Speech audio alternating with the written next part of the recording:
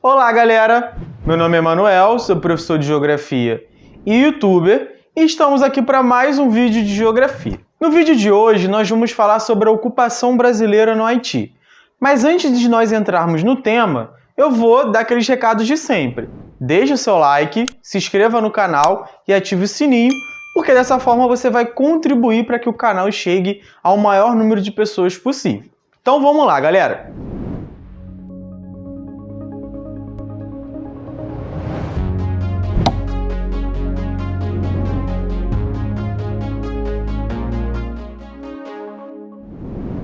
Bom, gente, o tema do vídeo de hoje ele foi escolhido por conta dos últimos acontecimentos envolvendo a seleção brasileira, a CBF e o governo brasileiro. O que aconteceu? Houve um imbróglio entre essas três partes envolvendo a realização ou não da Copa América aqui no Brasil. Lembrando, o Brasil, no dia 19 de junho, atingiu a marca de 500 mil mortes por Covid-19. E isso em meio à realização da Copa América no nosso país. Copa América essa que já havia sido cancelada na Colômbia e na Argentina por conta da pandemia. E aí, esses jogadores, nesse imbróglio envolvendo aí os jogadores CBF e o governo, parecia ter a ver com a Copa América, com a realização ou não, depois descobriu-se que não, que tinha muito mais a ver com um dirigente da CBF que os jogadores não gostavam. E após o afastamento desse dirigente, os jogadores declararam que iriam jogar a Copa América e escreveram um manifesto que não dizia nada e não fazia nenhuma menção à morte por Covid-19 no Brasil. Ou seja, terminou tudo, feijoada e nada acontece. Então, eu pensei o seguinte, bom, acho que posso fazer um vídeo falando sobre o uso do futebol pelo Estado brasileiro, para criar consensos na opinião pública. E aí eu pensei, obviamente, no caso do Haiti. Beleza? O Brasil vai usar o futebol para legitimar a ocupação brasileira, a ocupação militar no Haiti. Mas antes disso, eu gostaria de fazer um breve resumo da história do Haiti e também falar um pouco sobre o país. Para quem não sabe, o Haiti é um país que está localizado no Caribe, ou seja, na América Central Insular. Então o Haiti divide uma ilha com a República Dominicana. O Haiti foi colonizado primeiramente pela Espanha, mas depois teve ali o domínio do território transferido para a França, que é quem vai implantar uma produção de cana-de-açúcar e, consequentemente, de açúcar no Haiti, que vai tornar essa colônia a colônia mais frutífera da França. E é também no Haiti em que a gente vai ter um processo de revolução e independência liderada pela população escravizada haitiana sob a liderança de Toussaint Louverture e Dessalines. E essa revolução, essa independência, ela vai ser a primeira da América em que não ocorre só a independência do país, mas também um processo de libertação da população escravizada. Até então havia acontecido a independência dos Estados Unidos, mas ela não ocorreu com a libertação da população escravizada. Após isso, durante o século XX, o Haiti vai passar por duas ocupações militares dos Estados Unidos. A primeira é bem no início do século XX, em 1915, e a segunda em 1994. As duas têm um aspecto racial envolvido. O que isso significa? Que essas duas ocupações são legitimadas a partir de falas racistas, a partir de discursos racistas. A ideia de que o Haiti, por ser um país formado por uma população negra, não conseguiria se desenvolver livremente, não conseguiria desenvolver independentemente das potências imperiais daquele período. Então, isso vai legitimar a ocupação dos Estados Unidos no Haiti, mas não é essa a razão da ocupação dos Estados Unidos no Haiti. A razão da ocupação dos Estados Unidos no Haiti é econômica. O Haiti, para vocês terem noção, durante a década de 90 e os anos 2000, possuía uma classe trabalhadora que recebia 2 vezes menos que os trabalhadores chineses. Ou seja, o Haiti era um local onde os Estados Unidos produzia principalmente roupas, a indústria têxtil no Haiti é uma indústria muito forte, a um preço muito barato e a uma proximidade muito maior do que a China. Ou seja, barateava demais os custos dessa produção têxtil, que era depois vendida dentro dos Estados Unidos a valores muito mais altos do que o de produção. E bom, aonde que entra o Brasil nessa questão aí? o Haiti ele passa por vários momentos de instabilidade política, a maioria delas financiadas ou realmente diretamente influenciadas pelos Estados Unidos. A última instabilidade política, ocorrida em 2004, resulta numa ocupação permanente da ONU. E aí teremos a criação da MINUSTAH. O que é a MINUSTAH? É uma missão das Nações Unidas para restabelecer a paz no Haiti. Nesse período, em 2004, os Estados Unidos estavam ocupados com o Oriente Médio. Suas atenções estavam voltadas para o Afeganistão e para o Iraque, que os Estados Unidos haviam invadido, inclusive invadiu o Iraque sem autorização da ONU. Então, os Estados Unidos vai delegar a liderança dessa missão de paz da ONU ao Brasil, que àquela altura era governado pelo presidente Lula, que tinha como ministro das Relações Exteriores o Celso Amorim. Então, o governo Lula, junto ao seu ministro de Relações Exteriores, Celso Amorim, vão utilizar essa ocupação brasileira no Haiti, essa liderança, na verdade, brasileira na ocupação da ONU no Haiti, como uma forma de buscar o tão sonhado assento no Conselho de Segurança da ONU, que é um conselho que tem poder de veto na ONU e que tem ali a participação dos países limitadas. Mas além do interesse diplomático, o Brasil possui um interesse comercial. Por exemplo, o José de Alencar, então vice-presidente do Brasil, ou seja, vice-presidente do governo Lula, possuía investimentos nas maquiladoras haitianas. Então essa ocupação também visava garantir o retorno desses investimentos do José de Alencar. E além disso, a gente ainda tinha ali as empresas brasileiras, tanto de armamento quanto de engenharia, após o terremoto que ocorre no Haiti, ali por volta de 2010, 2011, se eu não me engano, que vão para o Haiti mostrar o seu serviço. Para vocês terem uma ideia, as fábricas de armamento brasileiras vão passar a vender armas não letais para a ONU e para outros países a partir da ocupação militar brasileira no Haiti. Então a gente percebe que os interesses não eram apenas diplomáticos. O Brasil não estava querendo apenas conquistar uma cadeira no Conselho de Segurança da ONU. Existia ali uma relação que também era uma relação de classe. Ou seja, o Estado brasileiro ocupava militarmente o Haiti e defendia ao mesmo tempo os interesses de classe da burguesia brasileira. E para completar, os militares brasileiros aproveitaram essa ocupação militar no Haiti para adquirir experiência em situações de ocupação e confronto.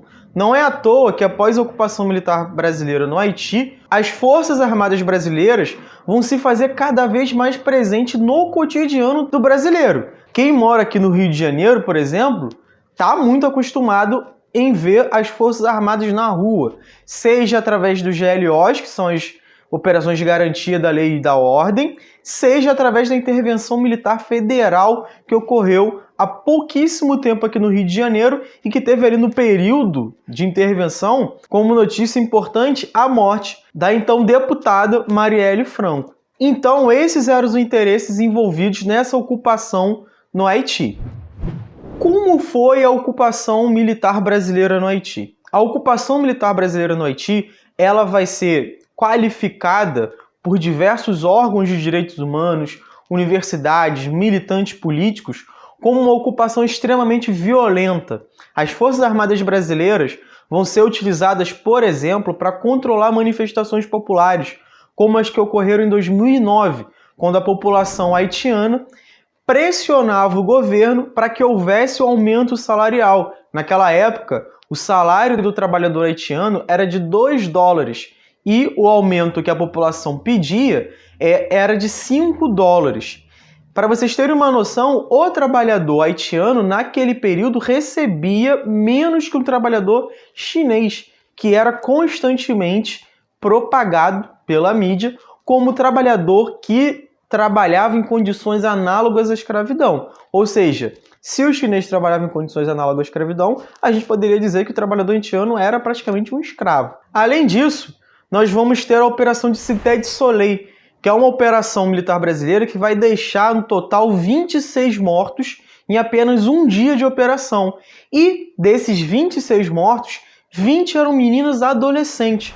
Ou seja, qual era o grau de periculosidade que essas meninas ofereciam às Forças Armadas brasileiras para que elas fossem mortas. Por fim, a gente tem 20 mil acusações de abuso sexual realizados pelas tropas de ocupação da ONU, pela MINUSTAH. Dentro dessas 20 mil acusações de abuso sexual, contam com 300 casos envolvendo crianças. E muitos desses abusos eram realizados com a troca de alimento, ou seja, as tropas de ocupação trocavam os alimentos por favores sexuais das mulheres haitianas e até de crianças haitianas. E como que o Brasil ele vai se blindar das críticas feitas a essa ocupação? As primeiras tropas brasileiras a saírem do Brasil e irem para o Haiti vão levar 1000 bolas de futebol e também vão levar camisas da seleção para serem distribuídas nas escolas. Além disso, em agosto de 2004, a seleção brasileira, a pedido do governo brasileiro, vai realizar um amistoso no Haiti contra a seleção haitiana. Naquela altura, a seleção brasileira era a atual campeã do mundo. Havia sido campeã em 2002. Era a única seleção pentacampeã do mundo. Ou seja, a ida da seleção para o Haiti vai provocar um grande alvoroço na população haitiana. E além do jogo, a gente ainda vai ter um desfile dos jogadores da seleção brasileira pelas ruas de Porto Príncipe, que é a capital do Haiti. E olha a ironia. O desfile dos jogadores da seleção brasileira foram feitos sobre os automóveis militares, sobre automóveis blindados. Ou seja, mostrando que a seleção brasileira e as Forças Armadas estavam unificadas. E, para completar a ironia, o amistoso foi nomeado como Jogo da Paz. Ou seja, dando todo o sentido de que a seleção brasileira estando ali, junto com as Forças Armadas, estava justamente para levar a paz. Além do futebol utilizado para criar um consenso positivo em torno dessa ocupação, a gente também vai ter utilização aqui no Brasil de reportagens. Então, por exemplo, Luciano Huck, que não tinha um programa, pelo menos até onde eu sei, um programa de reportagem, realizou uma reportagem, foi ao Haiti, filmar a ocupação brasileira, principalmente na favela de Cité de Soleil. E essa filmagem, obviamente, ela estava relacionada àquele massacre que havia acontecido anteriormente. Então era uma tentativa de melhorar a imagem brasileira não só em Cité de Soleil, mas também realizar uma mudança de imagem para o exterior. Mostrar que a ocupação militar brasileira era uma ocupação que estava ali realmente para levar a paz. O convívio entre as Forças Armadas brasileiras e a população haitiana era pacífico. A ocupação militar brasileira no Haiti ela terminou em 2017. E, como saldo, não tem muita coisa de positivo, porque o Haiti continuou com baixíssimos indicadores sociais, com violência urbana. Inclusive, recentemente, o Haiti passou por um período de revoltas populares. Há ainda uma grande instabilidade política dentro do Haiti.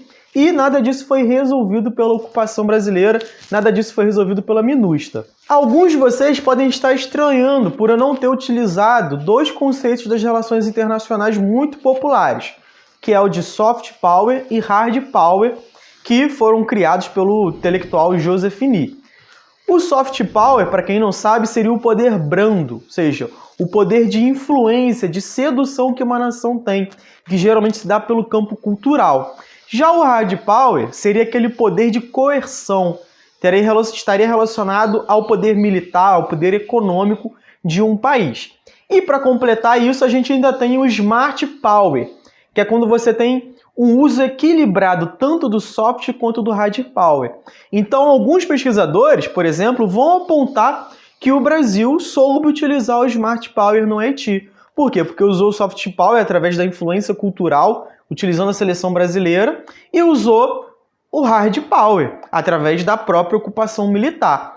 Qual é o problema disso? É que esses conceitos, essa ideia do Joseph Nye, ela esconde que essa relação entre o Brasil e o Haiti era uma relação de classe, ou seja, a ocupação militar brasileira ela defendia os interesses da classe burguesa brasileira, seja através dos investimentos em indústria têxtil, seja através dos investimentos bélicos realizados por fábricas bélicas brasileiras, e também defendia os interesses dos Estados Unidos que importa, sem cobrança de impostos, uma série de produtos haitianos, principalmente produtos têxtil.